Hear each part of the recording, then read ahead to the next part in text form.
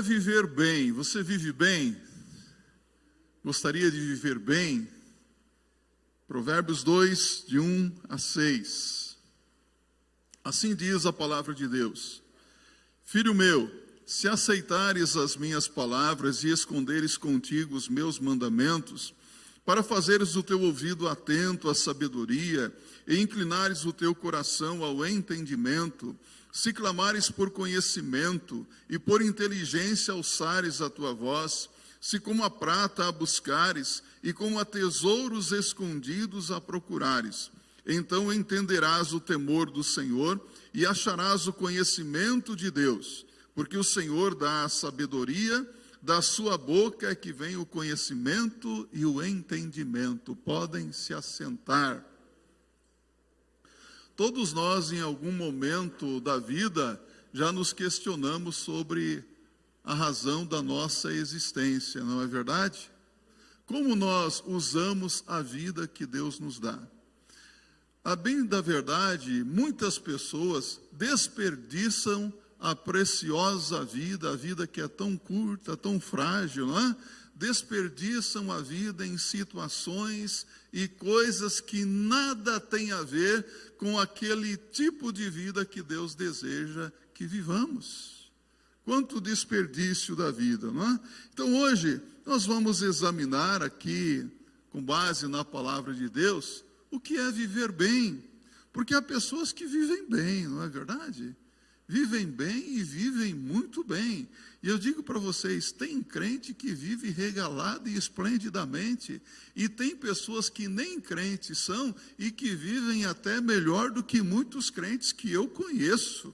Só falta para eles a salvação que é em Cristo Jesus, mas há pessoas que vivem e vivem bem. O que é viver bem para você? Para algumas pessoas, viver bem é quando estamos ou queremos estar bem.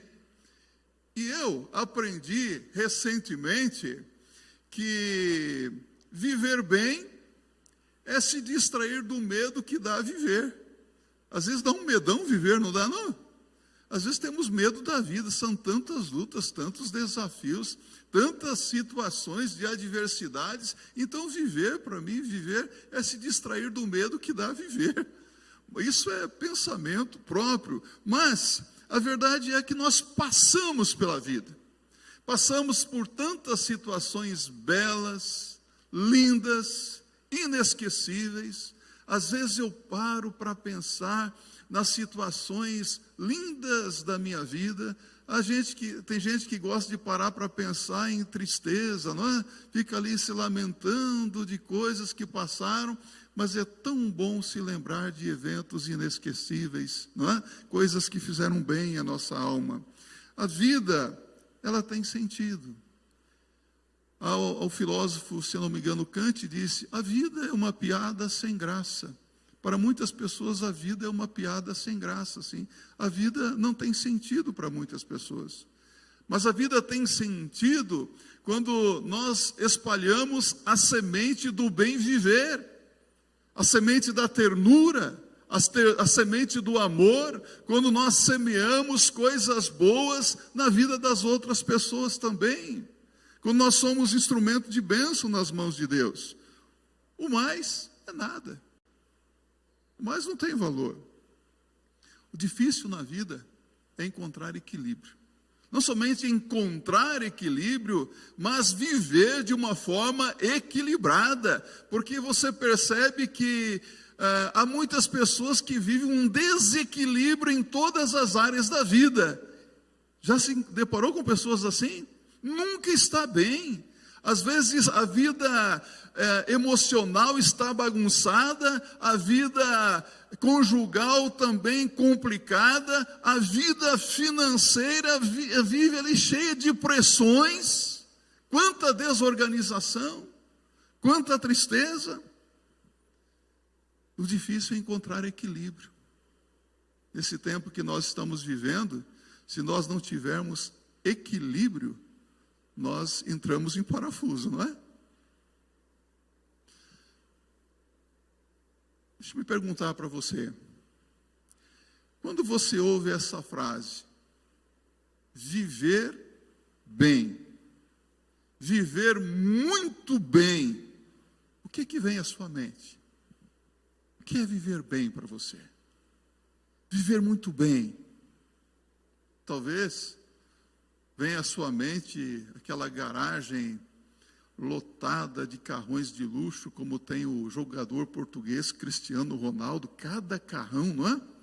Esta semana eu entrei no site do Terra e descobri que aquela apresentadora Hebe, ela tinha uma garagem lotada de Mercedes de luxo. Cada dia era uma Mercedes. Será que isso é viver bem? Se você acha que isso é muito materialista, talvez viver bem para você significa receber aquela promoção que você está aguardando há muito tempo. Ou talvez ter dinheiro suficiente na sua conta corrente, ou bens materiais para, quem sabe, pegar um ano de férias, um ano sabático, sem precisar trabalhar. Talvez conhecer o mundo inteiro. É viver bem para você assim? Ter muitos bens materiais? O que é realmente viver bem? Ou talvez experimentar um casamento gratificante. Os jovens vivem sempre pensando em casamento. Eu quero me casar. Pai, eu quero me casar. Pois minha filha, você diga com quem. Eu quero me casar. Eu não vou citar os personagens aqui, mas muitas pessoas acham que viver bem é ter um casamento gratificante. E para aqueles que casaram e ter filhos, é ter filhos que andem no caminho do Senhor. Como isso é uma bênção, não é? Nós temos muitas ideias, muitos planos, muitos sonhos na nossa mente. Mas independentemente do que você possa pensar, o que seja viver bem, eu tenho duas notícias para dar para você. E, como sempre nós brincamos, uma notícia boa e uma notícia ruim. Qual você quer ouvir primeiro? Uma notícia ruim primeiro, não é? Então se prepare, está bem confortável aí? Você nunca vai conseguir adquirir todos os bens materiais que você deseja. Você jamais vai experimentar de todos aqueles relacionamentos maravilhosos com que você tem sonhado. Você nunca vai alcançar todos os seus objetivos profissionais. Que notícia ruim, não é? Mas agora eu tenho uma notícia boa. Preparado? A Irene até se despachou aí no poltrona, né, Irene? Manda ver, pastor. Qual é a notícia boa? Sabe qual é a notícia boa?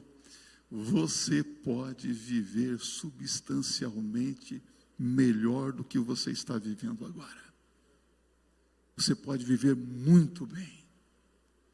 Você pode viver de tal maneira que as pessoas vão se aproximar de você e falar: qual é o segredo de você viver tão bem assim? A palavra de Deus nos apresenta segredos para que possamos viver bem. E Deus deseja que você viva bem. Sabia disso? Eu aprendi quando eu era um jovem pastor. Eu tinha 24 anos de idade, pastor solteiro, bonitinho, coisa mais linda que dá. Cabeludo, magrinho. Eu fui participar de uma convenção batista em Minas Gerais, em Belo Horizonte. No meio de todos aqueles pastores velhos, só tinha um pastorzinho, jovenzinho ali. E um pastor olhou para mim, ele saiu daquele quartão lá do estádio, lá do Belo Horizonte, não sei nem o nome do estádio. Mineirão, obrigado, pastor, Mineirão. Eu não torço para o Cruzeiro, nem para o Atlético, né? Mas é o seguinte, aquele quartão, quarto econômico, os pastores ficavam em hospedagem econômica, cheio de água no corredor, de repente sai uma figura estranha. Lembro até o nome dele, pastor Amâncio com um aparelho de surdez no ouvido, uma toalha branca enrolada assim naquela barriga, porque pastor é barrigudo, já notaram isso? Aquela barrigona saindo assim. Aí ele olhou assim para mim e falou: a ordem dos pastores já está aceitando adolescentes? Falei, ele falou: preste atenção, meu filho. Colocou o dedo em riste assim para mim. Deus tem o melhor para aqueles que o amam e lhe obedecem. Impacto, uma profecia. Eu recebi aquilo para a minha vida. Deus tem o melhor para aqueles que o amam e lhe obedecem. A palavra de Deus nos apresenta segredos para que possamos viver bem. E esses segredos, meus irmãos, não são baseados nas minhas observações pessoais, em conselhos de profissionais, ou em sabedoria acumulada através dos séculos e séculos, não, mas na palavra de Deus. A palavra de Deus nos dá a direção para que possamos viver bem. É lamentável como que há crentes que hoje estão vivendo mal. Você percebe isso? Não vivem bem. E têm todos os recursos necessários para terem uma vida melhor. Então, primeiramente, vamos seguir a orientação da palavra de Deus e vamos observar o significado de viver bem. Quando nós procuramos relacionar na Bíblia a palavra sucesso com Bíblia, o que vem na nossa mente? Para mim, sabe o que vem quando se fala de sucesso hoje? Imediatamente vem na minha mente aqueles teleevangelistas, os apóstolos, os bispos, os missionários, os obreiros de má reputação, que vivem falando sobre prosperidade. É o que vem na minha mente. E essas pessoas que prometem curas e riquezas, enganando o povo à troca de milhares e milhares de reais, à troca de jatinhos que valem milhões, eles são culpados também de enganar o povo de Deus. Sabe por quê? Nós muitas vezes achamos que nós não podemos desfrutar do melhor de Deus sem fazer barganha com Deus. Mas nós podemos ter o melhor de Deus para a nossa vida. Eles são culpados dessa verdade que precisa ser recuperada. Deus deseja que vivamos bem. Talvez essa declaração possa causar algumas confusões na sua mente, mas eu quero que você acompanhe alguns versos bíblicos que eu selecionei para trazer para vocês hoje. Acompanhe na sua Bíblia, primeiramente Deuteronômio 29, verso 9. Não é Doutoronômio, é Deuteronômio, capítulo 29, verso 9. Olha o que diz aqui a Bíblia. Guardai, pois, as palavras desta aliança e cumpri-as, para que prospereis em tudo quanto fizerdes. Eu pergunto para você, o que está escrito no Antigo Testamento tem valor para nós hoje? Tem? Olha o que a Bíblia diz. Prospereis em tudo o que fizerdes. Em tudo. Deus quer que você prospere em tudo que você fizer. Agora vamos para Josué, capítulo 1, no verso 8. Dá uma folheadinha na sua Bíblia. Um pouco mais à frente aí.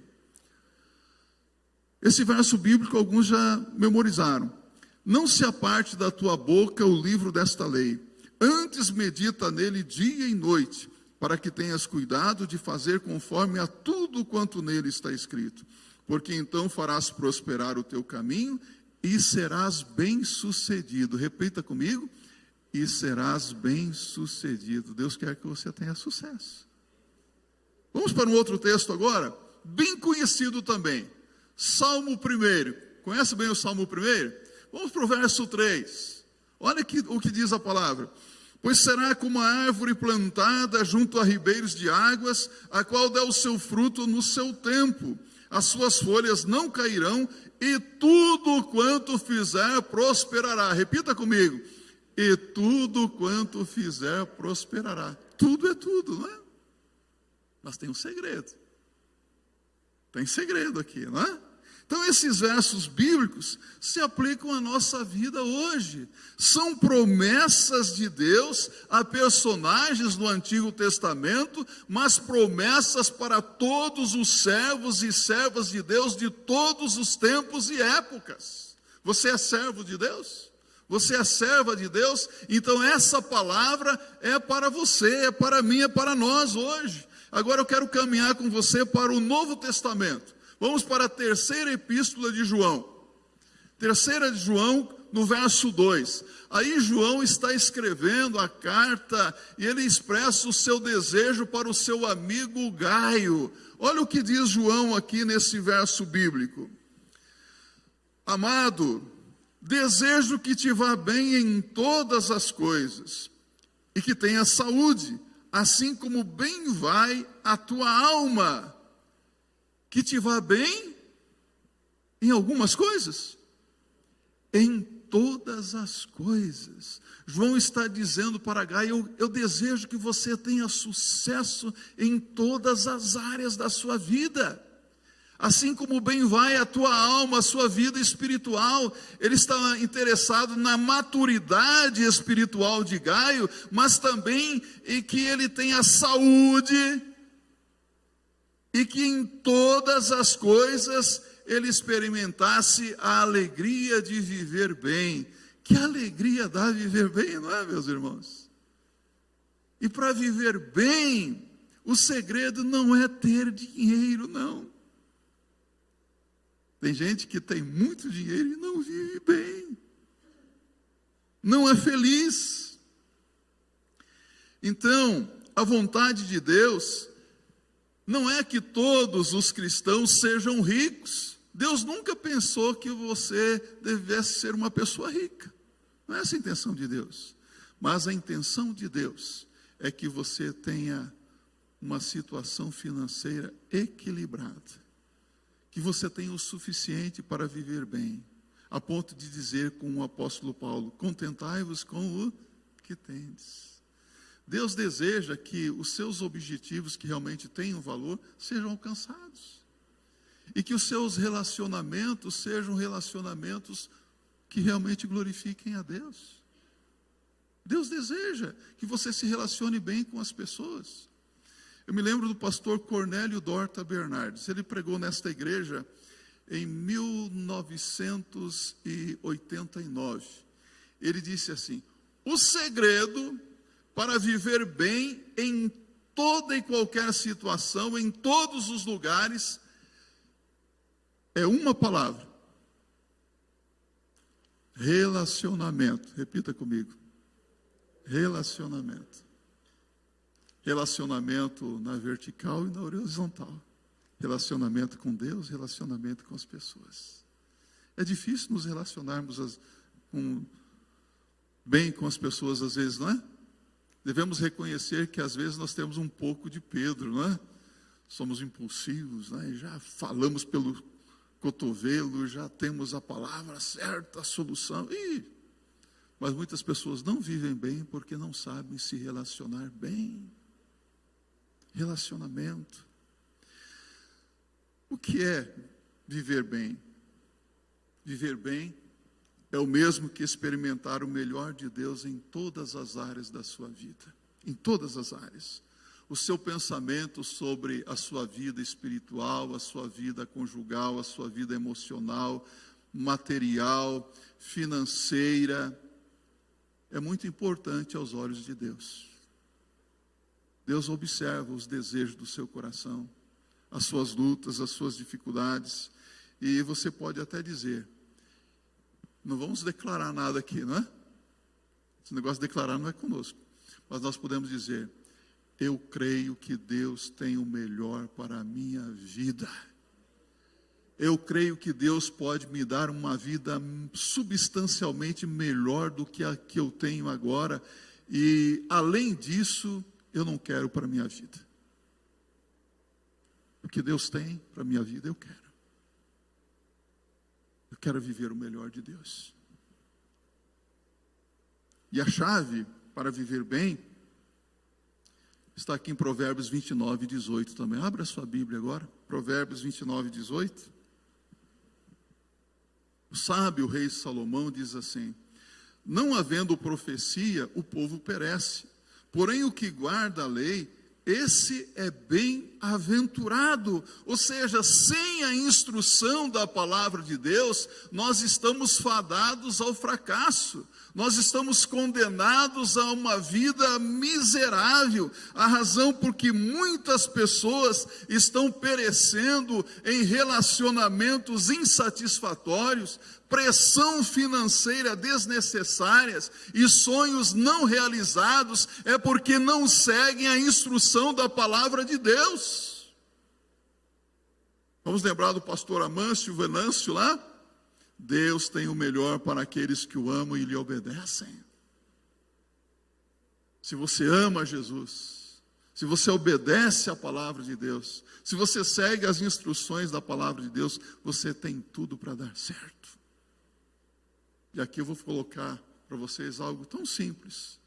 Eu vejo os crentes vivendo uma vida tão embaraçada financeiramente, não é? Situação apertada. Eu gostaria de dar uma oferta para missões, mas eu não tenho dinheiro. E não tem e nunca vai ter, porque é infiel a Deus no seu dízimo.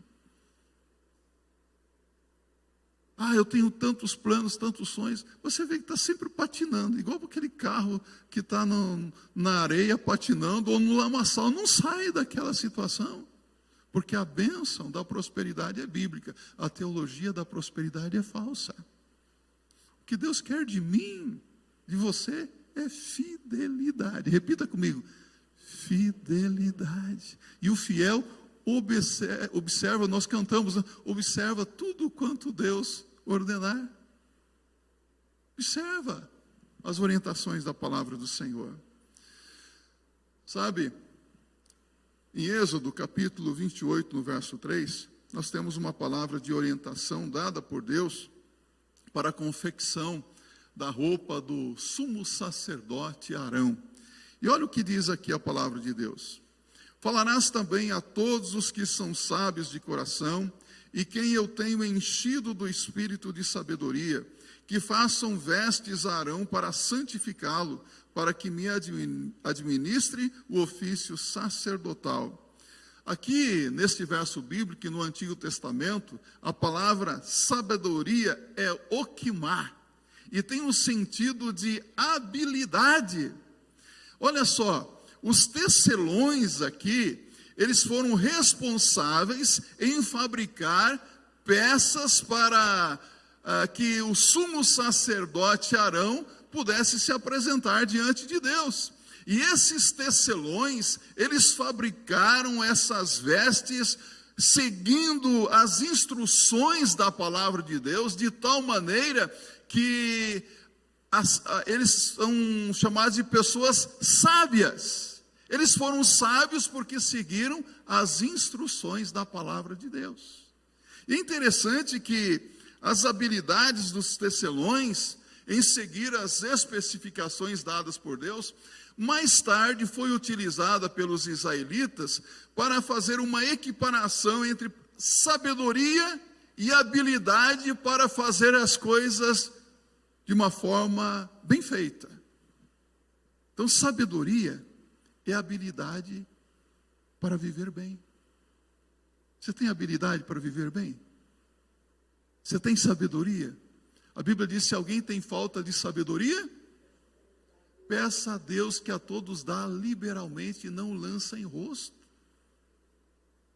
Sabedoria do alto. O sábio é aquele que observa as suas finanças. É aquele que tem os seus objetivos, os seus relacionamentos e outros aspectos da sua vida orientados pela palavra de Deus. Está orientando as suas finanças pela palavra de Deus? Os seus relacionamentos orientados pela palavra de Deus?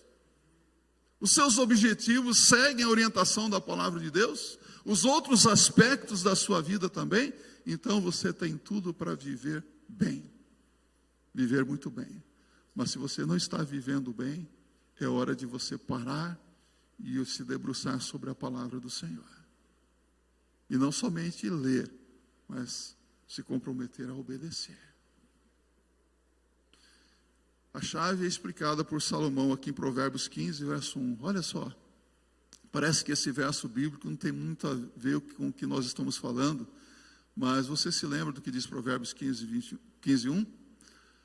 A palavra branda desvia o furor, mas a palavra dura suscita a ira. A resposta branda desvia o furor. Palavra dura suscita a ira. Você já percebeu como que muitas pessoas têm tudo para se dar bem na vida, ou tinham tudo para se dar bem na vida, e perderam uma excelente oportunidade por causa do temperamento descontrolado? Aí no mundo dos negócios, das finanças, dos esportes, você vê pessoas que perderam excelentes oportunidades porque disseram algo que não deveriam ter dito, fizeram algo que jamais deveriam ter feito. Teve um atleta aí recentemente que ganhou a medalha lá de bronze e disse: fora Bolsonaro. O que aconteceu com ela? 100 mil reais. Multa de 100 mil reais. E pode perder outras coisas mais. Às vezes, por causa do nosso temperamento, por causa de coisas que nós não lidamos na nossa vida, nós nos complicamos. E tudo isso tem um peso muito grande. Eu não sou um homem de temperamento fácil. Você pode olhar para mim, calmo, tranquilo, sereno. Mas eu faço de tudo para não sair do sério. Eu vivo constantemente falando assim: o Senhor tenha misericórdia de mim, não deixe eu perder as estribeiras, não deixe eu falar o que eu quero falar. Porque não é o Espírito Santo muitas vezes, às vezes sou eu. Não deixa eu fazer o que eu quero fazer agora. Porque a minha vontade, Senhor, é chegar lá e esganar o indivíduo, o cidadão. Você já sentiu vontade de fazer isso? Só perco com isso. Eu já tive muitas decepções comigo mesmo. Quem está agindo assim está perdendo. E está perdendo feio. Qual é o problema? Essas pessoas se tornam escravos das suas inclinações naturais. A sabedoria mundana, demoníaca, diabólica diz: você está com raiva, vai lá e descarregue toda a sua raiva sobre essa pessoa. Diga o que você está pensando, desabafe logo. A palavra de Deus diz: a resposta branda desvia o furor. A palavra dura suscita a ira. Relacionamento. Provérbios capítulo 2, verso 4 e 5. Tem mais 2 versículos que quero ler com vocês. E Provérbios capítulo 3, versos 13 a 15. Diz Salomão: se como a prata a buscares e como a tesouros escondidos a procurares, então entenderás o temor do Senhor e acharás o conhecimento de Deus.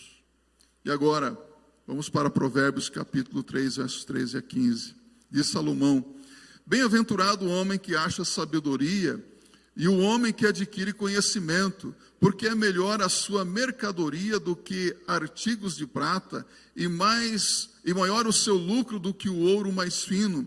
Mais preciosa é do que os rubis, e tudo o que mais possas desejar não se pode comparar a ela. Sobre o que Salomão está falando aqui? Sabedoria. A sabedoria deve ser buscada com esforço, deve ser procurada. Salomão compara a sabedoria como uma caça ao tesouro. Já brincou de caça ao tesouro quando era criança? Já? Mas imagine você, se de repente você está vasculhando algumas antiguidades lá na sua casa e você descobre um mapa de um tesouro que está escondido em uma propriedade que pertence a você. E aquele mapa está dizendo exatamente onde está um baú com joias e pedras preciosas e prata e ouro. O que você faz? Aí você diz: talvez um dia, daqui a alguns anos, eu vou procurar isso aqui para ver se realmente é verdade. O que você faz? Imediatamente você sai à caça do tesouro, não é? Vai seguindo as instruções do mapa. O que a palavra de Deus está dizendo: olha, adquire a sabedoria, a instrução, siga as instruções da palavra de Deus. Adquire a sabedoria, não ignore. Estas percepções, meus irmãos, não estão disponíveis apenas a uma pessoa que observa as coisas, porque há pessoas que vivem só observando, contemplando e nunca tomam decisões na vida. Nunca aproveitam as oportunidades que Deus coloca diante delas. Então a sabedoria é algo que você deve buscar como um tesouro escondido. Assim, o que entendemos é que essa habilidade para viver bem não é natural, mas deve ser buscada e exige muito esforço. Topa o desafio? Vamos buscar sabedoria para viver bem? Sabedoria do alto? Sabedoria do alto não é essa sabedoria mundana. No mundo é mais assim, vamos dar um jeitinho aqui, tá? Não é os jeitinhos, os conchavos. Não, isso aí não vem de Deus, não. Jesus disse: que aproveita o homem ganhar o mundo inteiro e perder a sua alma? Ou que daria o homem em recompensa da sua alma? Mateus 16, verso 26. O dinheiro não é tudo na vida. O dinheiro não traz uma vida melhor. É bom ter dinheiro, não é bom? Quem não gosta de dinheiro, que levante a mão, por favor. Ninguém? Mas há mais vida para viver do que dinheiro nesse mundo. Tem muita vida aí à nossa disposição. Jesus quer que tenhamos vida feliz, vida abundante, vida eterna. O apóstolo Paulo, em Colossenses capítulo 1, verso 27, se não me engano, ele diz aqui que é Jesus Cristo, meus irmãos, o segredo em nós. A vida é curta, a vida é frágil, a vida vai acabar logo, não é verdade?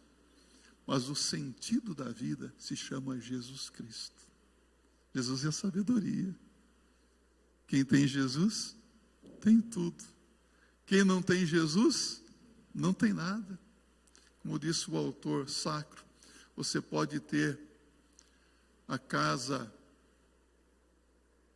com um piso do último tipo, andar com um carro de último tipo, ter a casa repleta de quadros, de tantas coisas boas, andar conforme der na cabeça, mas você nunca terá a paz que existe lá dentro, que não existe para poder comprar, porque essa paz só tem a pessoa que se encontra com Cristo.